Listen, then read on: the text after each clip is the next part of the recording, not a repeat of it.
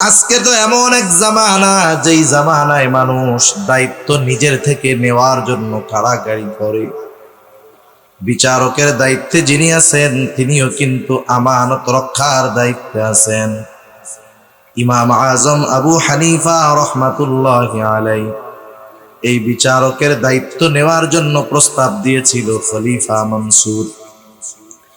মানুষের মাঝে যখন খলিফা মনসুর ইমাম আজম আবু হানিফা রহমাতুল্লাহি আলাইহিকে প্রস্তাব দিল প্রধান বিচারপতির দায়িত্ব নেওয়ার জন্য, ইমাম আবু হানিফা রহমাতুল্লাহি আলাইহি দায়িত্ব নিলেন না।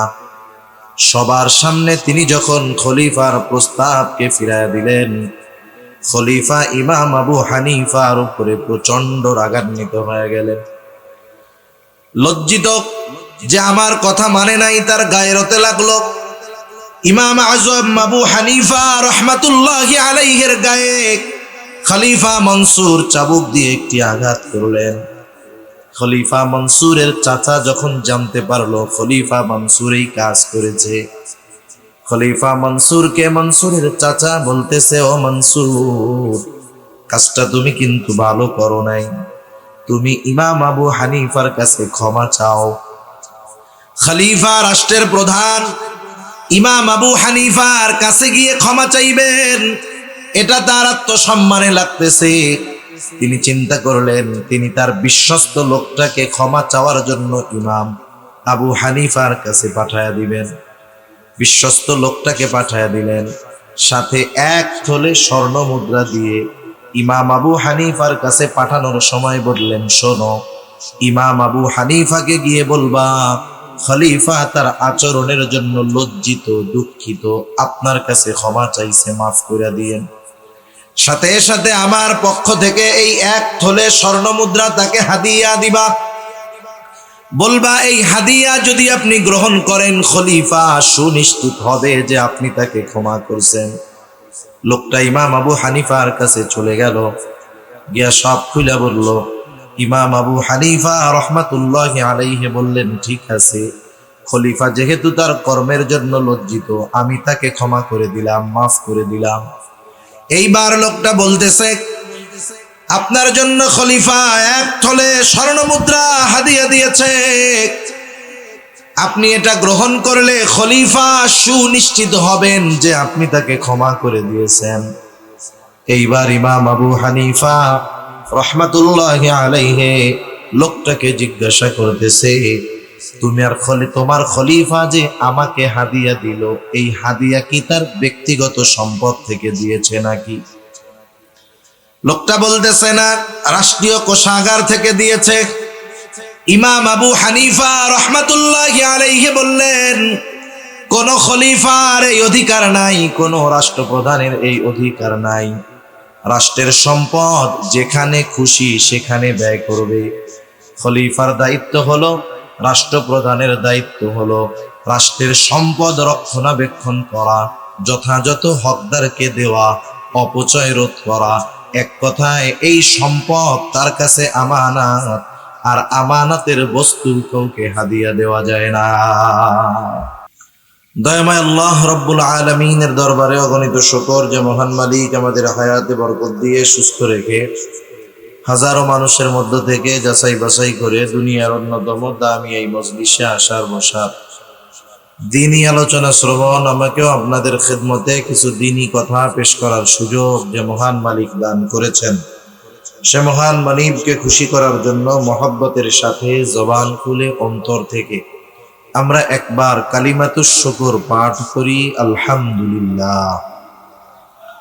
অগণিত দুরুদ ও সালাম সাইয়্যিদুল আম্বিয়া, আশরাফুল আম্বিয়া, খাতামুল আম্বিয়া, বিশ্বনবী, শেষ নবী, শ্রেষ্ঠ নবী মুহাম্মদুর রাসূলুল্লাহ সাল্লাল্লাহু আলাইহি ওয়াসাল্লামের উপর আমি আপনাদের খেদমতে পবিত্র কোরআনুল কারীমের সূরাতুন নিসা থেকে একটি আয়াত ও রাসূল আকরাম সাল্লাল্লাহু আলাইহি ওয়াসাল্লামের অগণিত হাদিস থেকে একটা হাদিস পাঠ করেছি। আল্লাহ তাআলার কাছে তৌফিক চাই, আল্লাহ তাআলা একেবারে অতি অল্প সময়ে কিছু কথা আমাকে আপনাদের খেদমতে বলার সুযোগ করে দেন, যে কথাগুলো আমাদের সবার দুনিয়া এবং আখিরাতের জন্য কল্যাণকর হয়, সকলে বলি আমিন। সম্মানিত উপস্থিতি, আমি আপনাদের খেদমতে যে আয়াতখানা তিলাওয়াত করেছি, উক্ত আয়াতের মধ্যে আল্লাহ সুবহানাহু ওয়া তাআলা আমাদেরকে দুটো বিষয়ে ওয়াজ করেছেন। আল্লাহ সুবহানাহু ওয়া তাআলা ওয়াজ করেছেন। আল্লাহ রাব্বুল আলামিন বলেন, ইন্নাল্লাহা ইয়া'মুরুকুম আন তু'আদ্দুল আমানাতি ইলা আহলিহা। আল্লাহ রাব্বুল আলামিন বলেন, নিশ্চয়ই আল্লাহ তোমাদেরকে আদেশ করতেছেন, ইন্নাল্লাহা ইয়া'মুরুকুম আন তু'আদ্দুল আমানাতি ইলা আহলিহা। প্রথম আদেশ, তোমরা আমানত তার প্রকৃত হকদারের কাছে ফিরায় দাও। দ্বিতীয় আদেশ, ওয়া ইযা হাকামতুম বাইনান নাসি আন তাহকুমু বিল আদল। তোমরা যখন মানুষের মধ্যে বিচার আচার করবা, ন্যায় বিচার করবা। এক নম্বর আদেশ, আমানত তার হকদারের কাছে ফিরায় দাও। দুই নাম্বার, যখন তোমরা বিচার আচার করবা, ন্যায় বিচার করবা, ন্যায় বিচারের সাথে আমানতদারিতার একটা সম্পর্ক আছে। কারণ এ কথা হয়তো আমাদের জানা আছে, আমানত শুধুমাত্র লেনদেনের মধ্যে সীমাবদ্ধ কোনো বিষয় নয়, বরং আমানতদারিতা এটা ব্যাপক একটা জিনিস। এই জন্য যখন কেউ বিচারকের আসনে সমাসীন হন, যখন কেউ বিচারকের দায়িত্ব পান, ওই বিচারকের জন্য ন্যায় বিচার করাটাও আমানতদারিতা। বিচারকের কাছে যিনি বিচার প্রার্থী হিসাবে আসবেন, ন্যায় বিচার পাওয়া মাজলুমের আমানত। যদি কোনো বিচারক ন্যায় বিচার না করে, তাহলে সে মাজলুমের সাথে খেয়ানত করে। কারণ বিচারের দায়িত্ব তিনি নিয়েছেন, তাকে দেওয়া হয়েছে, এটা আমানত। দায়িত্বটা আমানত হয়। অথচ আফসোস, আজকে তো এমন এক জামানা, যেই জামানায় মানুষ দায়িত্ব নিজের থেকে নেওয়ার জন্য কাড়াকাড়ি করে। বিচারকের দায়িত্বে যিনি আছেন, তিনিও কিন্তু আমানত রক্ষার দায়িত্বে আছেন। ইমাম আজম আবু হানিফা রাহমাতুল্লাহি আলাইহি এই বিচারকের দায়িত্ব নেওয়ার জন্য প্রস্তাব দিয়েছিল খলিফা মনসুর। মানুষের মাঝে যখন খলিফা মনসুর ইমাম আজম আবু হানিফা রাহমাতুল্লাহি আলাইহিকে প্রস্তাব দিল প্রধান বিচারপতির দায়িত্ব নেওয়ার জন্য, ইমাম আবু হানিফা রাহমাতুল্লাহি আলাইহি দায়িত্ব নিলেন না। সবার সামনে তিনি যখন খলিফার প্রস্তাবকে ফিরাইয়া দিলেন, খলিফা ইমাম আবু হানিফার উপরে প্রচন্ড রাগান্বিত হয়ে গেলেন। লজ্জিত যে আমার কথা মানে নাই, তার গায়রতে লাগলো। ইমাম আজম আবু হানিফা রাহমাতুল্লাহি আলাইহির গায়ে খলিফা মনসুর চাবুক দিয়ে একটি আঘাত করলেন। খলিফা মনসুরের চাচা যখন জানতে পারলো খলিফা মনসুর এই কাজ করেছে, খলিফা মনসুরকে মনসুরের চাচা বলতেছে, ও মনসুর, কাজটা তুমি কিন্তু ভালো করো নাই, তুমি ইমাম আবু হানিফার কাছে ক্ষমা চাও। খলিফা রাষ্ট্রের প্রধান ইমাম আবু হানিফার কাছে গিয়ে ক্ষমা চাইবেন, এটা তার আত্মসম্মানে লাগতেছে। তিনি চিন্তা করলেন, তিনি তার বিশ্বস্ত লোকটাকে ক্ষমা চাওয়ার জন্য ইমাম আবু হানিফার কাছে পাঠায়া দিবেন। বিশ্বস্ত লোকটাকে পাঠায়া দিলেন, সাথে এক থলে স্বর্ণ মুদ্রা দিয়ে ইমাম আবু হানিফার কাছে পাঠানোর সময় বললেন, শোনো, ইমাম আবু হানিফাকে গিয়ে বলবা খলিফা তার আচরণের জন্য লজ্জিত, দুঃখিত, আপনার কাছে ক্ষমা চাইছে, মাফ করে দিয়েন। সাথে সাথে আমার পক্ষ থেকে এই এক থলে স্বর্ণ মুদ্রা তাকে হাদিয়া দিবা। বলবা এই হাদিয়া যদি আপনি গ্রহণ করেন, খলিফা সুনিশ্চিত হবে যে আপনি তাকে ক্ষমা করছেন। লোকটা ইমাম আবু হানিফার কাছে চলে গেল, গিয়া সব খুলে বলল। ইমাম আবু হানিফা রাহমাতুল্লাহি আলাইহি বললেন, ঠিক আছে, খলিফা যেহেতু তার কর্মের জন্য লজ্জিত, আমি তাকে ক্ষমা করে দিলাম, মাফ করে দিলাম। এইবার লোকটা বলতেছে, আপনার জন্য খলিফা এক থলে স্বর্ণ মুদ্রা হাদিয়া দিয়েছে, আপনি এটা গ্রহণ করলে খলিফা সুনিশ্চিত হবেন যে আপনি তাকে ক্ষমা করে দিয়েছেন। এইবার ইমাম আবু হানিফা রহমাতুল্লাহি আলাইহি লোকটাকে জিজ্ঞাসা করতেছে, তুমি আর তোমার খলিফা যে আমাকে হাদিয়া দিল, এই হাদিয়া কি তার ব্যক্তিগত সম্পদ থেকে দিয়েছে নাকি? লোকটা বলতেছে, না, রাষ্ট্রীয় কোষাগার থেকে দিয়েছে। ইমাম আবু হানিফা রহমাতুল্লাহি আলাইহি বললেন, কোন খলিফার এই অধিকার নাই, কোন রাষ্ট্রপ্রধানের এই অধিকার নাই। রাষ্ট্রের সম্পদ যেখানে খুশি সেখানে ব্যয় করবে।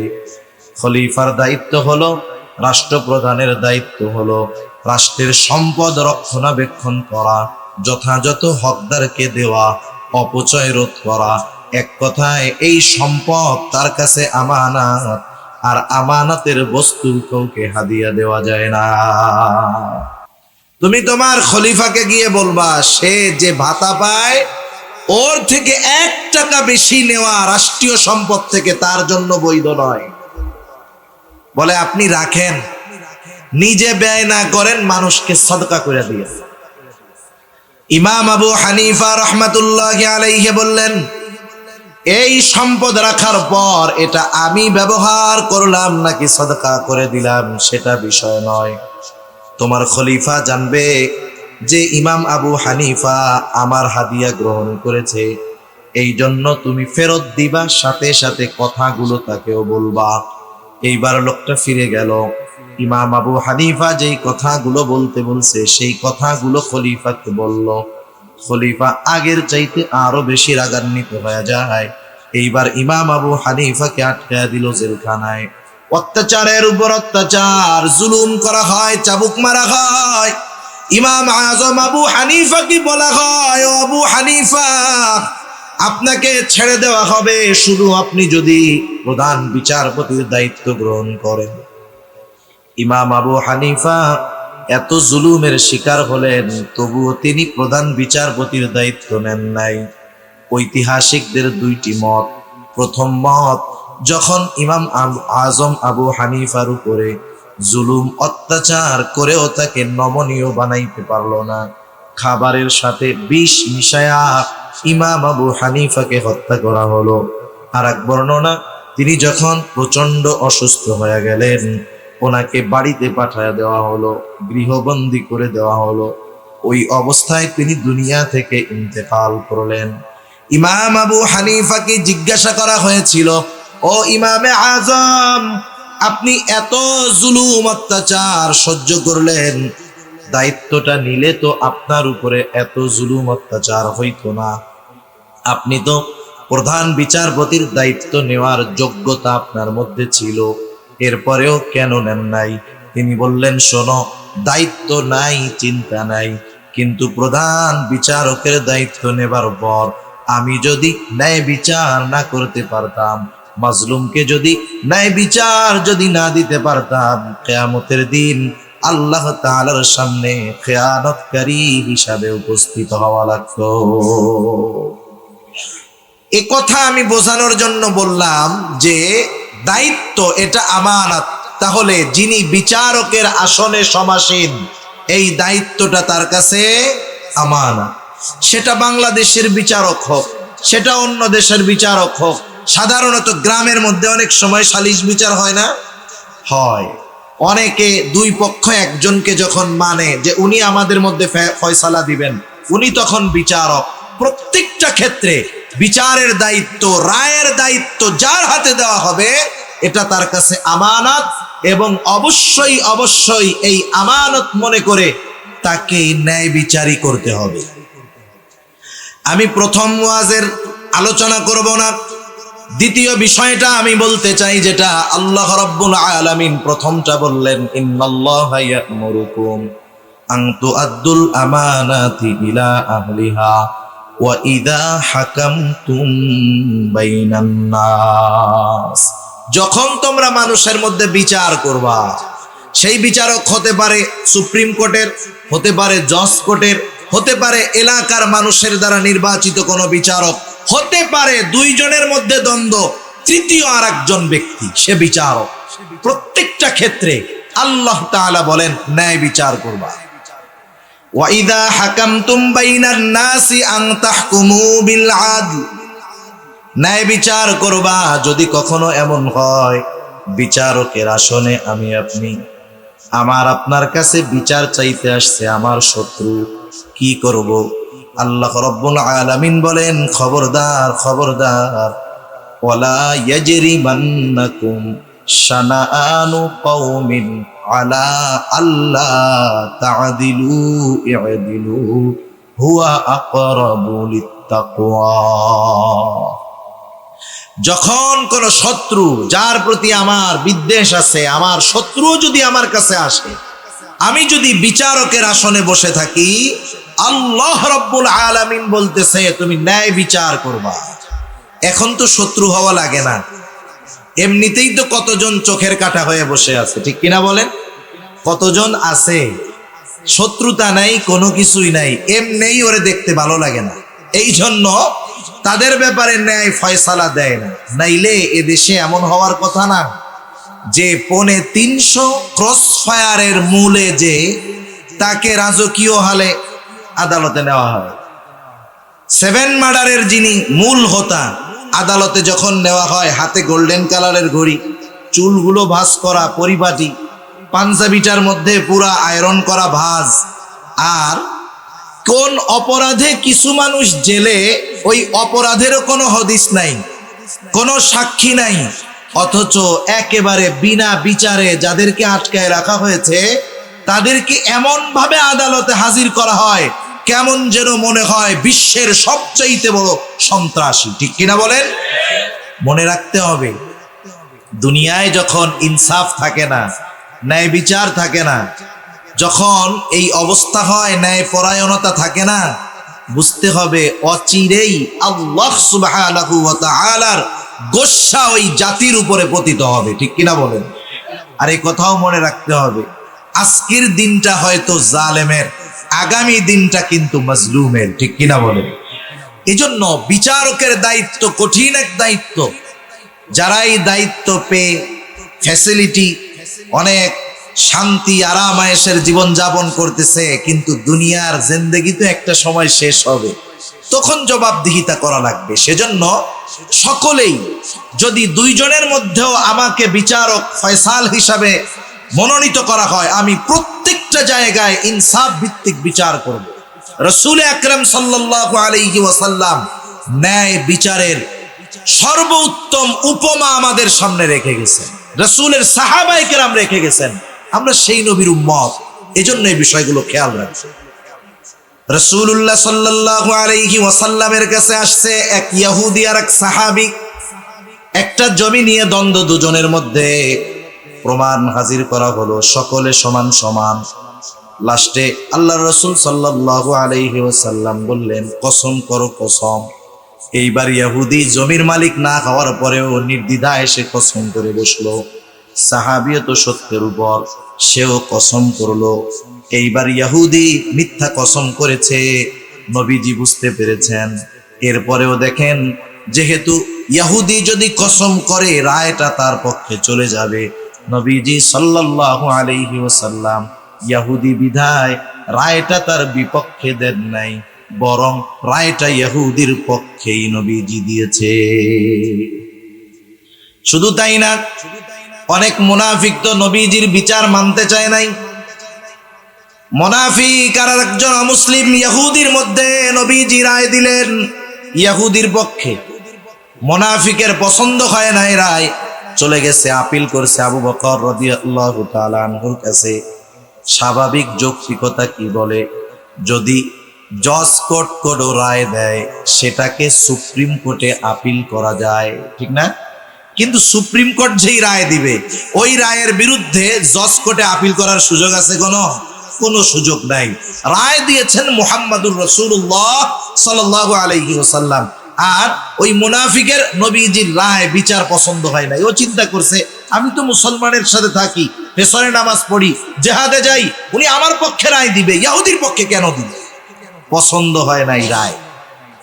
আবু বকর রাদিয়াল্লাহু তাআলা আনহুর কাছে গিয়ে আপিল করছে, সানি করাইতে চায়। জিজ্ঞাসা করছেন, প্রথম রায়টা কে দিয়েছে? নবীজি মুহাম্মদুর রাসূলুল্লাহ সাল্লাল্লাহু আলাইহি ওয়াসাল্লাম। উনি বললেন, এটা আমার দ্বারা সম্ভব না। এবার ওই ইহুদি, ওই মুনাফিক চিন্তা করলো, ওমরের কাছে গেলে মনে হয় কাজ হবে, কারণ ওমর কাফেরদের ব্যাপারে কঠোর। এইবার ওমর রাদিয়াল্লাহু তাআলা আনহুর কাছে গিয়ে বলতেছে, আমরা একটা বিচারের সানি করানোর জন্য আসছি। প্রথম বিচার কে করছে? মুহাম্মদুর রাসূলুল্লাহ সাল্লাল্লাহু আলাইহি ওয়াসাল্লাম। এইবার মুনাফিক বলতেছে, উনি ইহুদির পক্ষে রায় দিয়েছেন, আমার বিপক্ষে দিয়েছে। এইবার ওমর রাদিয়াল্লাহু তাআলা আনহু তারে জিজ্ঞাসা করতেছে, নবীজির রায় তোমার পছন্দ হয় নাই না? হয় নাই না? হয় নাই। এবার ঘর থেকে তলোয়ার নিয়ে আসছেন, এই মুনাফিককে দুনিয়া থেকে চিরতরে বিদায় করে দিয়েছে। এই ঘটনাকে কেন্দ্র করে আল্লাহ তাআলা ওহী নাযিল করছে। তা দেখেন, ন্যায় বিচারের ক্ষেত্রে নবীজির উপমা কেমন।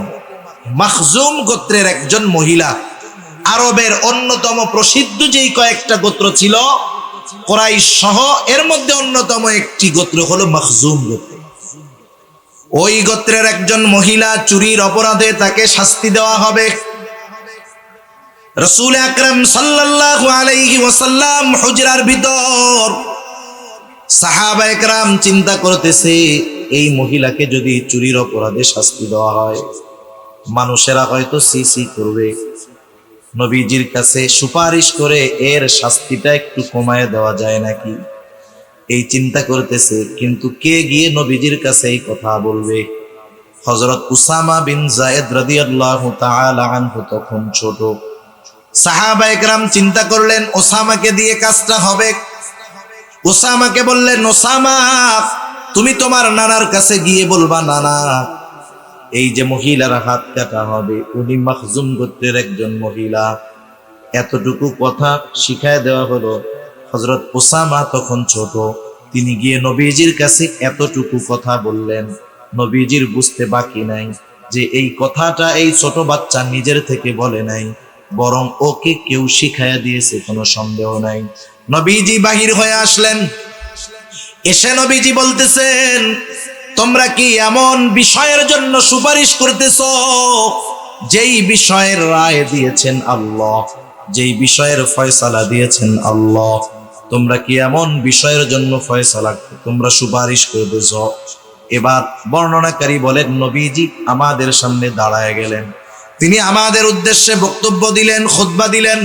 নবীজি বললেন, শোনো, তোমাদের পূর্বে আল্লাহ রাব্বুল আলামিন বহুত জাতিকে, বহুত কওমকে আল্লাহ তাআলা ধ্বংস করে দিয়েছে, এই কারণে যে তাদের মধ্যে যখন কোন শরীফ মানুষ চুরির অপরাধে আটক হতো, তাকে ছেড়ে দেওয়া হতো, তাকে শাস্তি দেওয়া হতো না। আবার যখন কোন দুর্বল মানুষকে চুরির অপরাধে আটক করা হতো, তার উপরে শাস্তি কার্যকর করা হতো। একটু বর্তমান জামানায় গোটা দুনিয়ার দিকে একটু খেয়াল করে দেখেন, 1000 কোটি টাকা পাচার করে শাস্তি নাই, অনেক সময় দেখি রুটি চুরি করে খাইয়া ফাঁসির জন্য জেলখানার মধ্যে অপেক্ষা করতে থাকে। আছে না এরকম? অভাব নাই, 1000 কোটি টাকা পাচার করছে, কোনো শাস্তি নাই, বুক ফুলাইয়া চলে।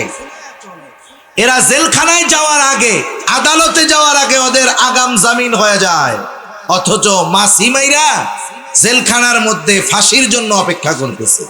এমন ঘটনা আমাদের দেশ সহ গোটা দুনিয়ায় আছে। নবীজি বললেন, শোনো, এই কারণে তোমাদের পূর্বে বহুত কওমকে আল্লাহ ধ্বংস করে দিয়েছেন।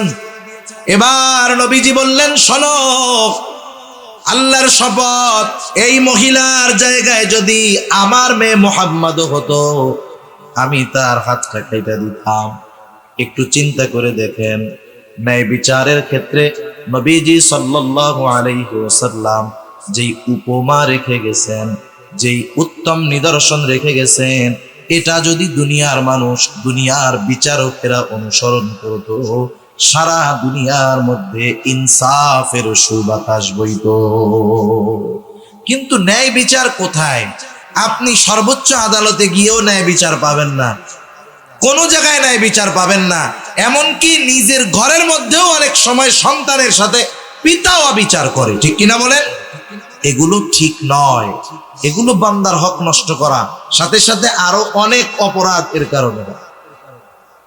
সেজন্য নবীজির উপমা সাহাবায়ে কেরাম উত্তম নিদর্শন ছিলেন এ ব্যাপারের। হযরত ওমর রাদিয়াল্লাহু তাআলা আন একবার বাজার থেকে এক ইহুদি বা খ্রিস্টানের কাছ থেকে একটা ঘোড়া কিনছেন। ঘোড়াটা কিনে কিছু দূর যখন গেছেন, ঘোড়ার উপরে উঠছেন, ঘোড়া আর চলে না, পা একটা বেঁকা হয়ে গেছে। এইবার খলিফাতুল মুসলিমিন ওমর রাদিয়াল্লাহু তাআলা আনহু ঘোড়া নিয়ে চলে আসছে ইহুদির কাছে। ইহুদির কাছে এসে বলতেছে, কি ঘোড়া দিছো? তোমার ঘোড়া তো চলতে পারে না, পায়ের মধ্যে সমস্যা। এইবার ইহুদি বলতেছে, আপনি তো আমার কাছ থেকে ভালো ঘোড়াই নিছেন। উনি বলতেছে, না, তুমি আমারে খারাপ ঘোড়া দিছো। তাহলে দুজনের মধ্যে ফয়সালা কে দিবে? এইবার ওই ইহুদি বলতেছে, শুরাইহকে আমরা আমাদের মধ্যে ফয়সাল হিসাবে মানলাম। ঐতিহাসিক প্রসিদ্ধ কাজী শুরাইহ, তখনও তাকে দায়িত্ব দেওয়া হয় নাই। এইবার হযরত ওমর রাদিয়াল্লাহু তাআলা আনহু তখন খলিফাতুল মুসলিমিন, আর ওই ইহুদি শুরাইয়ের কাছে গিয়ে বলতেছে, এই ঘটনা, আমাকে তো এই ঘোড়াটা দিয়েছে, আমি কেনার পর কিছু দূর গেলাম, যাওয়ার পরে দেখি ঘোড়াটা আর চলতে পারে না, আমাকে ধোঁকা দিয়েছে, ঠকাইছে। এইবার ইহুদি বলতেছে, আমি ওনারে ভালো ঘোড়া দিয়েছি। আর ওমর রাদিয়াল্লাহু তাআলা আনহু বলেন, না, ঘোড়াটা ভালো না।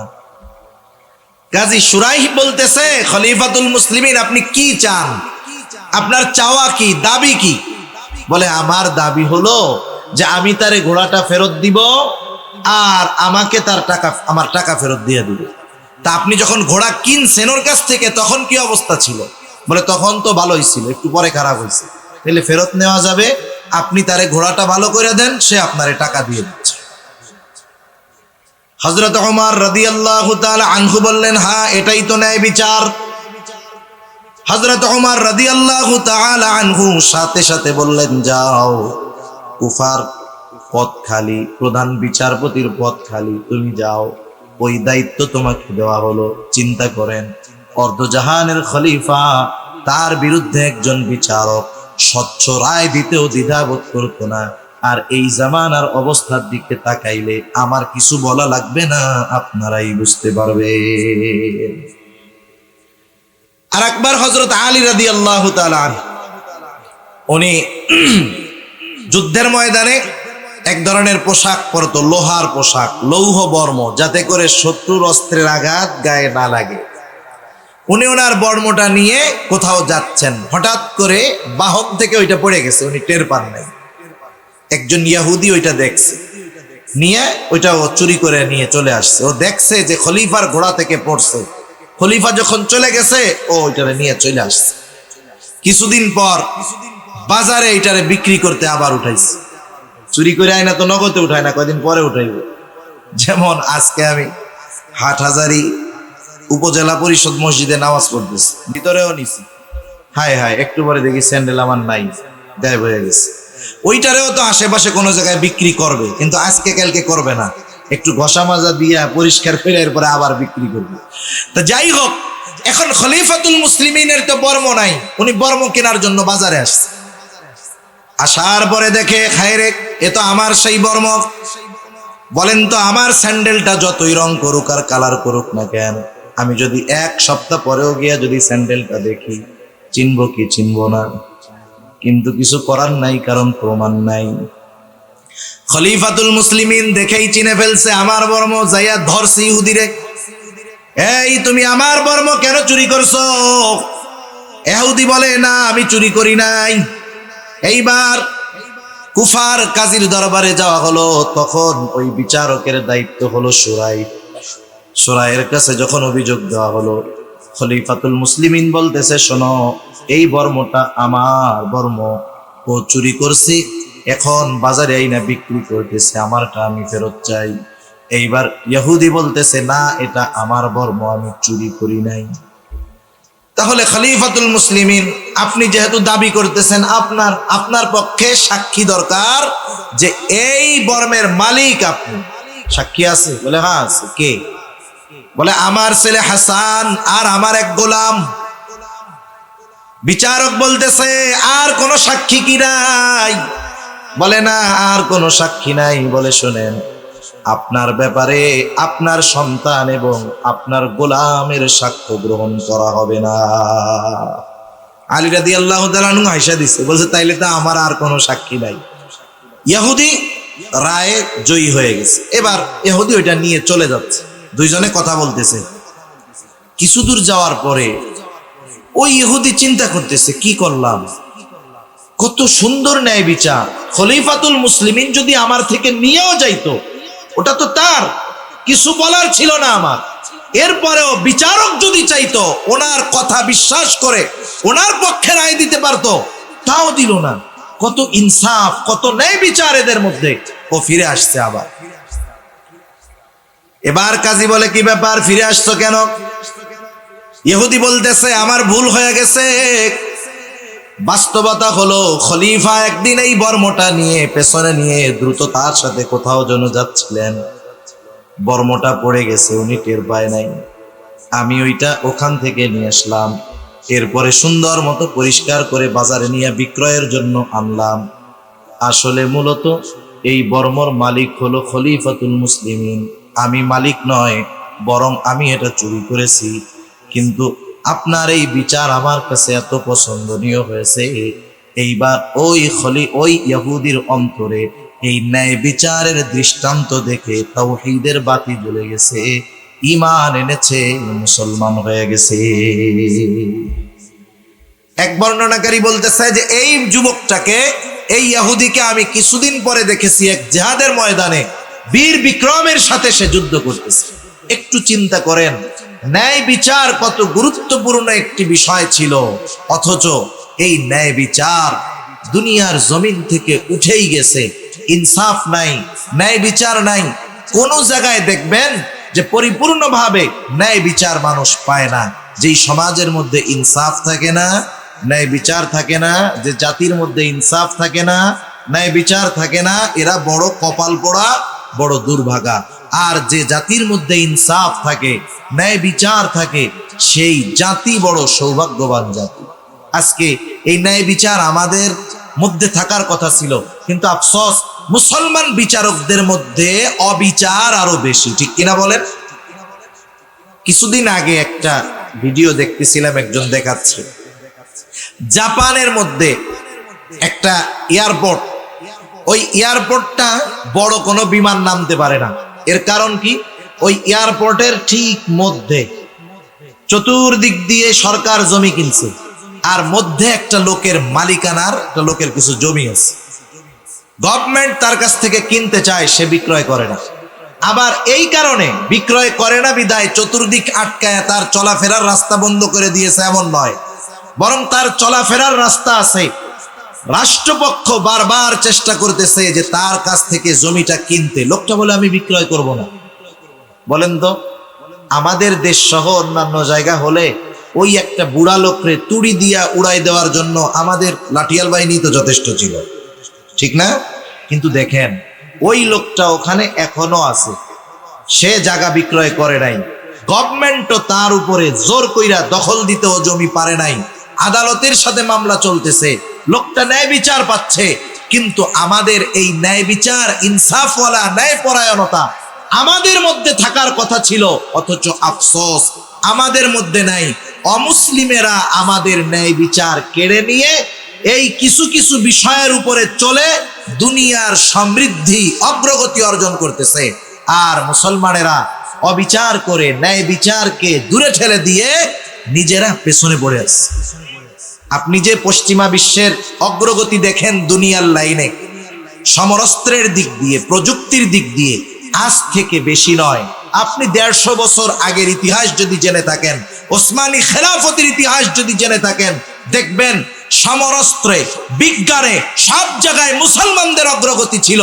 কিন্তু 100 বছর পার না হতে মুসলমানেরা যখন অবিচার ধরে নিয়েছে, ন্যায় বিচার বাদ দিয়েছে, ইনসাফ চলে গেছে, তখন ওই পশ্চিমারা যাদেরকে মুসলমানেরা সভ্যতা শিখিয়েছে, ওরা দুনিয়ায় সমরস্ত্রের দিক দিয়ে শক্তিশালী, প্রযুক্তির দিক দিয়ে শক্তিশালী।